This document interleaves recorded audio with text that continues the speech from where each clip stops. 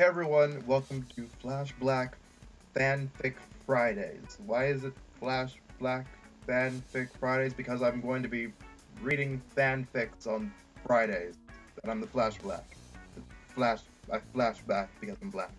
Flashback and I'm whatever. Uh, since I have so much free time apparently on Fridays, my history class only goes about 3 hours. I decided that I'm going to start reading fanfics to the general populace of YouTube. And the very first fanfic I'm going to read is Harry Potter and the Methods of Rationality, which I still have not finished yet, but that's good because I'll be able to finish it as I read it to YouTube. Now, the only Methods of Rationality I've seen on YouTube at all is the Sims version, so you're just gonna get me, myself, and I for this one. I'm going to start off by apologizing because it's been a while since I read anything out loud to anyone at all, outside of any kind of classroom setting. Even then, I didn't get to read out loud very often.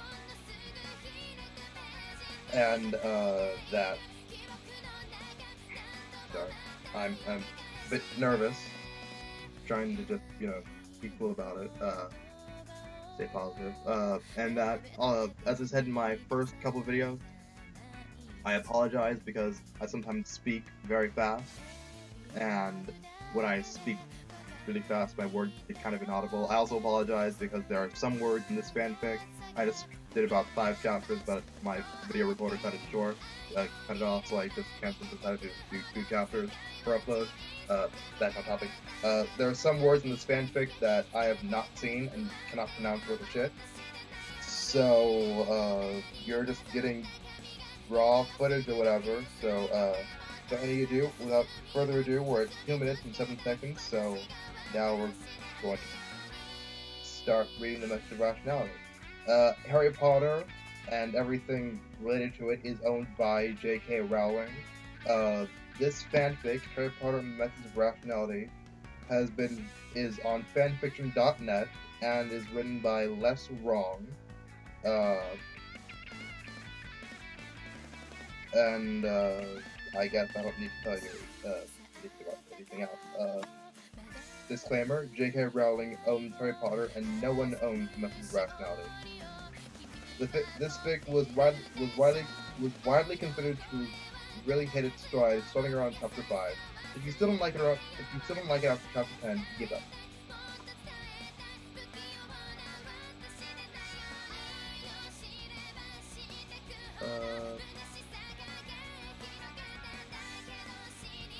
Okay. Here we go. Chapter 1. A day of very low probability.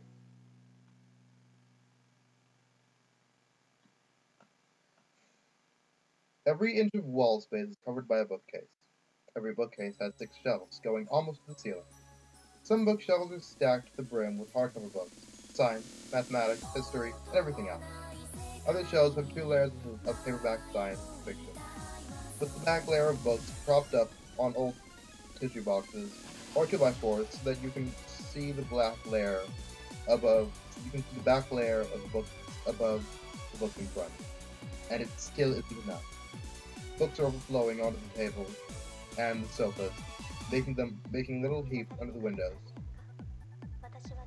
This is the living room of the house, occupied by the eminent Professor Michael Verse Evans and his wife, Mrs. Petunia Evans Verse, and their adopted son, Harry James Potter Evans Verse. There was a letter lying on the living room table, and an unstamped envelope of yellowish parchment, addressed to Mr. H. Potter in emerald green ink. The professor and his wife are speaking sharply at each other, but they are not shouting. The professor considers shouting to be uncivilized. "You're joking," my Professor Petunia. His tone indicated that he was very much afraid that she was serious. "My sister was a witch," he repeated. She looked frightened, but stood her ground. Her husband was with her. "It's absurd," Michael said sharply. "They were at our wedding. We visited for Christmas." "I told them you weren't to know," he whispered. "It's true. I've seen things." The professor rolled his eyes. "Dear, I understand that you're not familiar with sexual literature. may not realize how easy it is for a trained magician to fake seemingly impossible. Remember how I taught Harry how to bend spoons? It seemed like they could always guess what you were thinking. That's called cold reading. It wasn't bending spoons. What was it then? Petunia bit her lip. I can't just tell you. You'll think I'm... Well, she swallowed.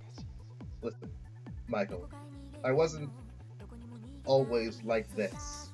She gestured at herself as though to indicate her last for Lily did this because I begged her. For years I begged her. Lily had always been prettier than me, and I'd been mean to her because of that. And then she got magic. Can you imagine how I felt? And I begged her to use some of that magic on me so I could be pretty too. Even though I couldn't have her magic, at least I could be pretty. Tears were gathering in Petunia's eyes, and Lily would tell me no, and make the most ridiculous excuses, like the world would end if she were nice to her. Or a centaur told her not to. The most ridiculous things, and I hated her for it. And then when I had just graduated, I was going out with a boy, Vernon Dursley. He was fat, and he was the only boy who would talk to me in college. And he said he wanted children, and that his first son would be named Dudley. And I thought to myself, what kind of parent names their child Dudley Dursley? It was like I saw my whole future life stretching out in front of me, and I couldn't stand it. And I wrote to my sister and told her that if she didn't help me, I'd rather just... She stopped. Anyway, she said, her voice small. She gave in. She told me it was dangerous, and I said I didn't care anymore. And I drank this potion. I was sick for weeks. But when I got better, my skin cleared up, and I finally filled out, and I was beautiful. People were nice to me. Her voice broke. After that, I didn't hate my sister anymore, especially when I learned what her magic brought her in the end. Darling, let me forget that. You got sick. You gained some weight while resting in bed, and your skin cleared up on its own. Or being sick made you change your diet. She was a witch, Petunia repeated. I saw it. Petunia, Michael said as the annoyance was creeping into his voice. You know that can't be true. Do I really have to explain why? Petunia wrung her hand. She seemed to be on the verge of tears. My love, I know I can't win arguments with you, but please, you have to trust me on this. Dad, Mom. Two of them stopped and looked at Harry as though they'd forgotten there was a third person in the room. Harry took a deep breath. Mom, your parents didn't have magic, did they? No, he said, looking puzzled. Then no one in your family knew about magic when Lily got her letter. How did they get convinced? Ah, Petunia said. They didn't just send the letter. They sent a professor from Hogwarts. His eyes flicked to Michael. He showed us some magic. Then you don't have to fight over this, Harry said firmly. Hoping against hope that this time, just this once, they would listen to him. If it's true, we can get a Hogwarts professor here and choose magic for ourselves, and Dad will admit that it's true. If not, then Mom will admit that it's false. And that's what the experimental method is for. So we don't have to resolve things just by arguing. Professor Perronin looked down at him, dismissive as usual.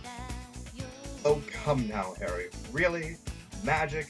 I thought you'd know better than take it seriously, even if you're only 10. Magic is just the most unscientific thing there is.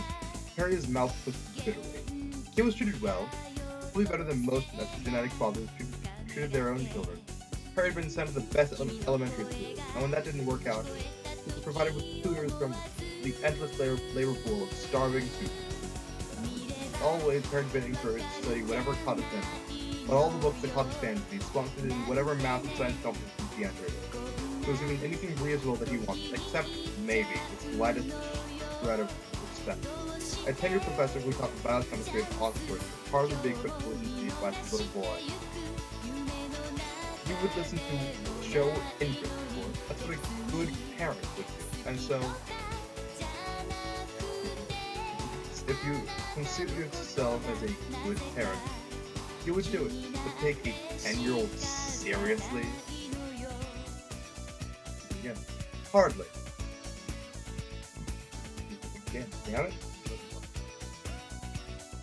Sometimes Harry wanted to scream at his father.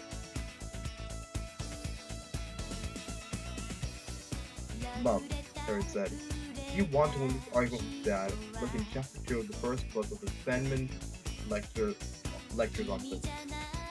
There's a quote in there about how philosophers say a great deal about what science absolutely requires, and it is all wrong, because the only rule in science, the final arbiter, is observation. And you just have to look at the world and report what you see. I can't think offhand of where to find something about how an ideal of science to settle things by experiment instead of argument. His mother looked down at him and smiled. Thank you, Harry, but her head rose back up the staircase. I don't want to win an argument with your father. I want my husband to listen to his wife who loves him, and trust her just as much. Harry closed his eyes briefly. Both his parents were just hopeless. Now his parents were getting towards those arguments again, and where his mother tried to make his father feel guilty, and his father tried to make his mother feel stupid. I'm going to my room, Harry announced, his voice trembling. Please try not to fight too much about this. Mom, Dad, will know soon enough how it comes out, right?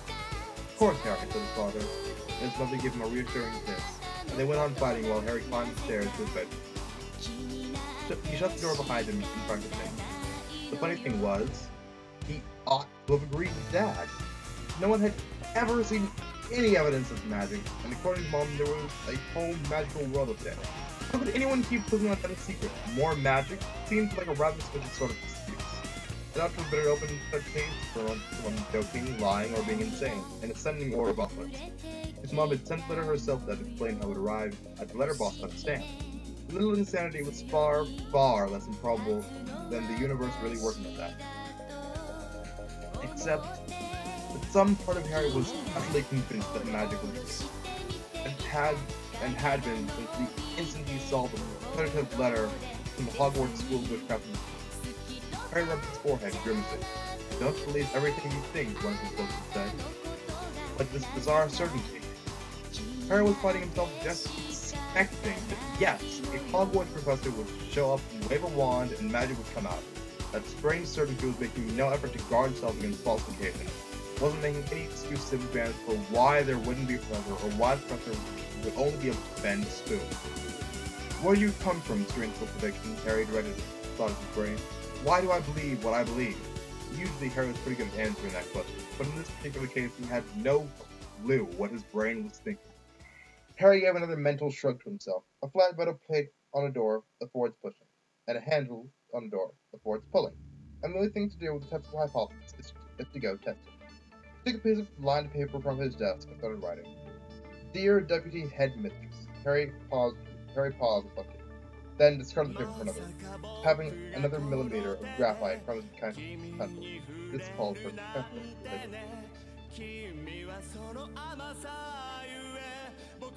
Dear Deputy Headmistress Minerva McGonagall, or whomever it may concern, I recently received your letter of acceptance to Hogwarts, addressed to Mr. H. Potter. You may not be aware that my genetic parents, James Potter and Lily Potter, formerly Lily Evans, are dead. I was adopted by Lily's sister, Tina Evans Burr, her husband, Michael Burrs Evans. I'm extremely interested in attending Hogwarts, initial on such a place after they existed. Only my mother, Petunia, says she knows about magic, and she can't use it herself. My father is highly skeptical. I myself am certain. Take it back. I also don't know where to obtain any of these books or Mother mentioned that you took the Hogwarts representative to Lily Potter, then Lily Evans, in order to demonstrate to her family's magical materials, and, I presume, hopefully obtain her school materials. If you could do the same for my own family, it would be extremely helpful. Sincerely, Harry James Potter Evans Burrs. Harry added their current address, then folded up the letter and put it in an envelope, and which he addressed to public.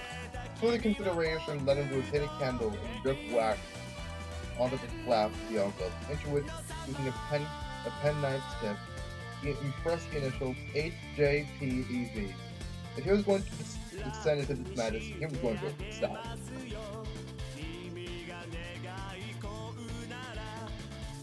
Then he opened his door and went back downstairs.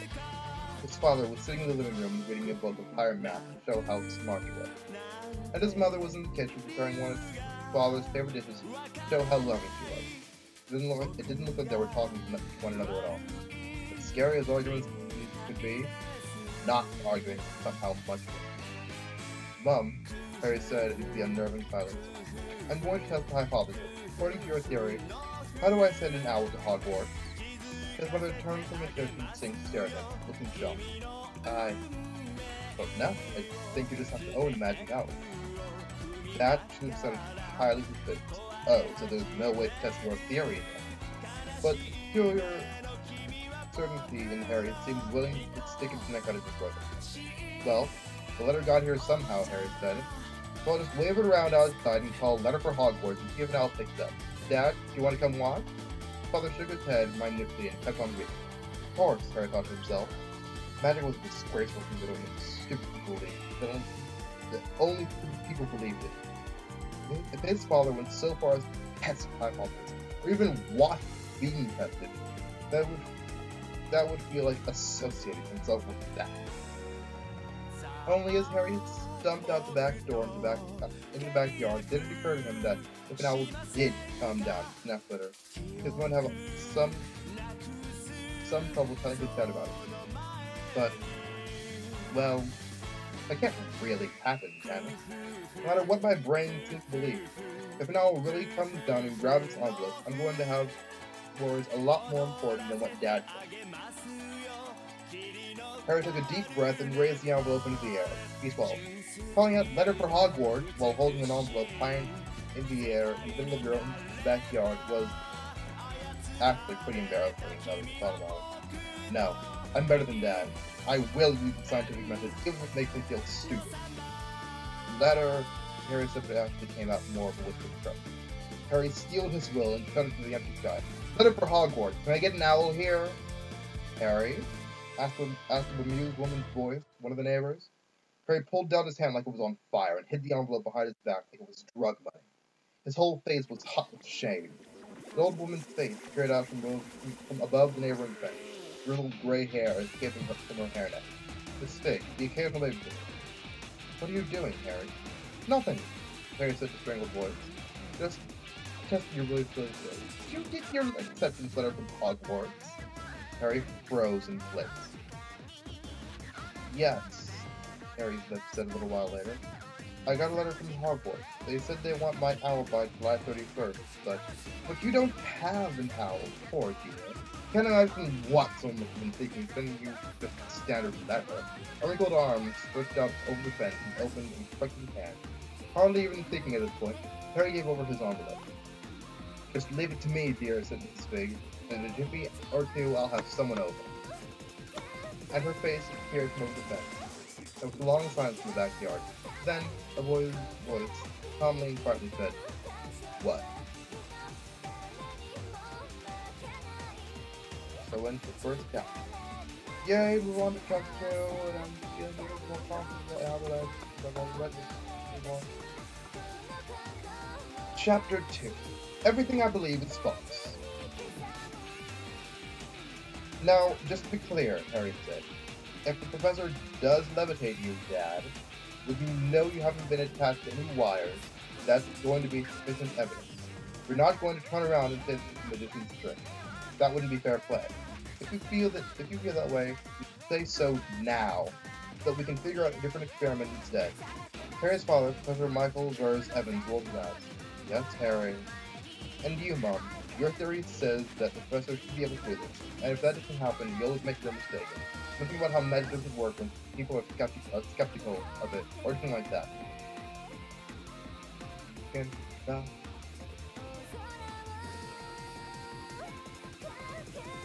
Oh, boy, I think I'm about to want me to read faster, so let's do. Deputy Headmistress Minerva McGonagall was watching her with a amused expression.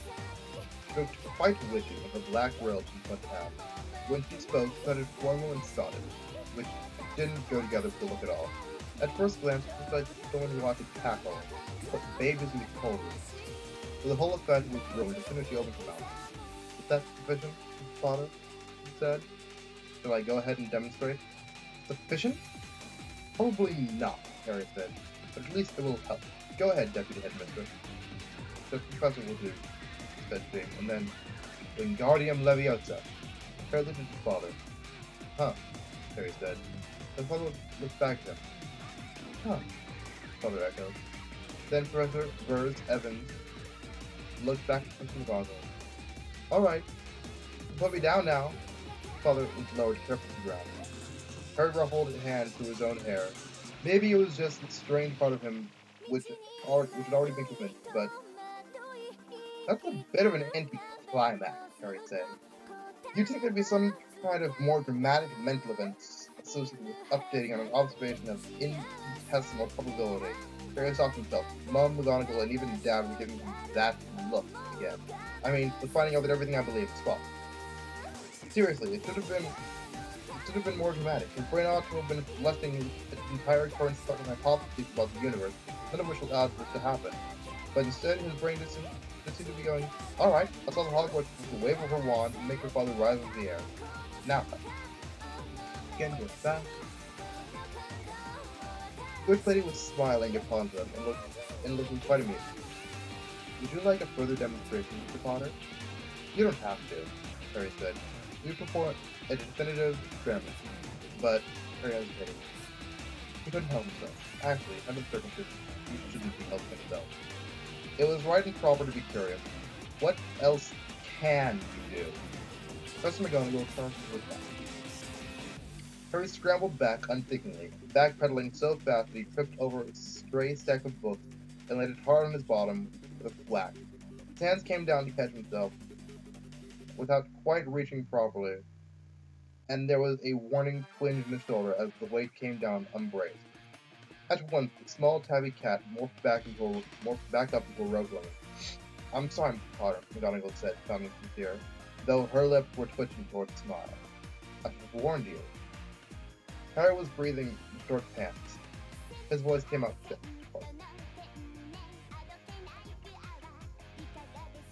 You can't do that! Only a transfiguration, said McGonagall, and then he made a transformation to exact. You turned into a cat. A small cat. You violated conservation of energy. That's not just an arbitrary rule. It's implied by the poem Quantum Hamiltonian. Rejecting it destroys unitarity, and then you get FTL signaling. And cats are complicated. A human mind, you can't just visualize the whole cat's anatomy and all that cat biochemistry. And what about neurology? How can you go on thinking using a cat-sized brain? McGonagall's lips were twitching part of that. Magic isn't enough to do that. You would have to be a god. McGonagall blinked. That's the first time I've ever been told that. A blur was coming over Harry's vision as his brain started to comprehend what he'd just broken. The whole idea of a unified universe with mathematically regular laws, that was what had been thrust down the throat. The whole notion of physics. 3,000 years of resolving big complicated things into smaller pieces, discovering that the music of the planet is the same as falling out. Finding out that the true laws were perfectly universal and had no acceptance anywhere, and took the form of simple math governing the smallest parts. Not to mention that the mind was the brain was made of neurons, the brain of the person was... And then a woman turned into a cat. So much for all that. 100 questions fought for priority over Harry's lips, and the winner poured out. And what kind of incantation is Wingardium Leviosa? Who invented the words of these spells? Preschool children? That will do, Mr. Potter, McGonagall said crisply, though her eyes shone with suppressed amusement. If you wish to learn about magic, I suggest we finalize the paperwork so that you can attend Hogwarts.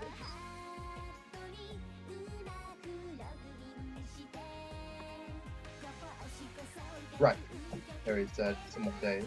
He pulled his thoughts together. The martial reason would just start over. That was all. Still had the experimental method, and that was the important thing. How do I get to Hogwarts, then? A choked laugh escaped McGonagall as if distracted by her tweezers. Hold on a moment, Harry, his father said. Remember why you haven't been attending school up until now? Or what your condition? McGonagall spun to face Michael. Its condition? It's this. I don't sleep right, Harry said. He waved his hands helplessly. My sleep cycle is 26 hours long. I always go to sleep 2 hours later, every day. I can't fall asleep any earlier than that.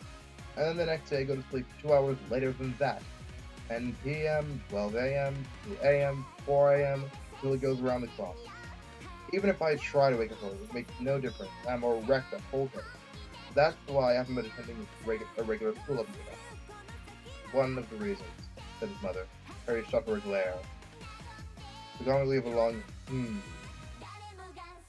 I can't recall hearing about such a condition before, she said slowly. I'll check with Madame Pomfrey to see if she knows any remedies. And her face brightened. No, I'm sure this won't be a problem. I'll find a solution one way or another. Now, her gaze sharp again. These other reasons. Harry sent his parents to glare. I am a conscientious objector to the child draft, on the grounds that I should not have to suffer for a continually disintegrating school system's abject failure to provide teachers or study materials of even minimally adequate quality. Both of Harry's parents howled and laughed at this, like they thought it was all a big joke. Oh, said Harry's father, eyes wide. Is that why you bit your math teacher in third year? She didn't know what a logarithm was. Of course, seconded Harry's mother. Biting her was a very mature response to that. Harry's father nodded. A well-considered policy for solving the general problem of teachers who don't understand the logarithm. I was 7 years old. How long are you going to keep bringing that up? I know, his mother said sympathetically. You had one math teacher and they never let you forget it, do they? Harry turned to McGonagall. There. You see what I have to deal with?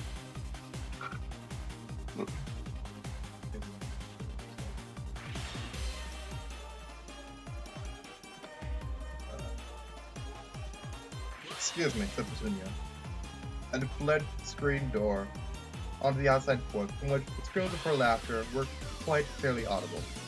There, McGonagall seemed to have trouble speaking for some reason. There is to be no biting of teachers at Hogwarts. Is that very clear, Mr. Potter? Harry scowled at her. I would bite anyone who doesn't bite me first. Professor Michael Vers Evans also had to leave the room briefly upon hearing that. Well, McGonagall sighed, after Harry's parents had composed themselves and returned. Well, I think, under the circumstances, that I should avoid taking you to purchase your study materials until a day or two before school begins. What? Why? Do the children already know magic, don't they? I'll just start catching up right away. Rest assured, replied Professor McGonagall.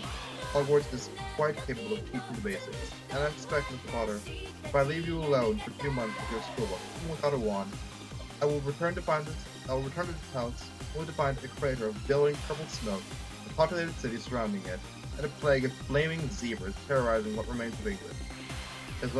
Harry's mother and father nodded in perfect unison. Mum, Dad, and there you have it. Those were the first 2 chapters of Harry Potter and the Methods of Rationality. Yeah, let me know what you think of it. If you guys have any fanfics you want me to read, or you'd like me to read one of your fanfics, if you guys write fanfiction, go ahead and request in the comment area below, or send me a private message, or just comment on my channel if you're still able to do that on YouTube. Later on today, I'll probably do my final Twilight review of Breaking Dawn with my friend Lizzie, and at that point we shall cover the plot and the characters and just what we think of the entire series as a whole and impact on the world, and literature, mainly, and fed on fiction.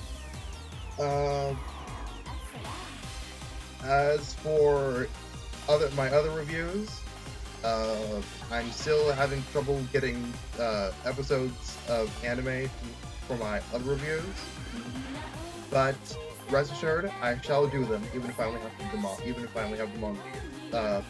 For now, in the meantime, though, I will be doing more reviews on other books. After Twilight, I shall be doing the Alex Rider series, followed probably by my favorite book series, Harry Potter. After that will then be the Dresden Files. And I'm trying to think if I have any other books other than that. You know what? I think I'm gonna do the Lost Gears and Groans about it. That's about it. This has been a FlashBlack Friday fanfic reading with your host, FlashBlack himself. Rate, comment, subscribe, and let me know what you think. What else? Anything else? I guess that's it. JK, this has been a FlashBlack with a FlashBlack.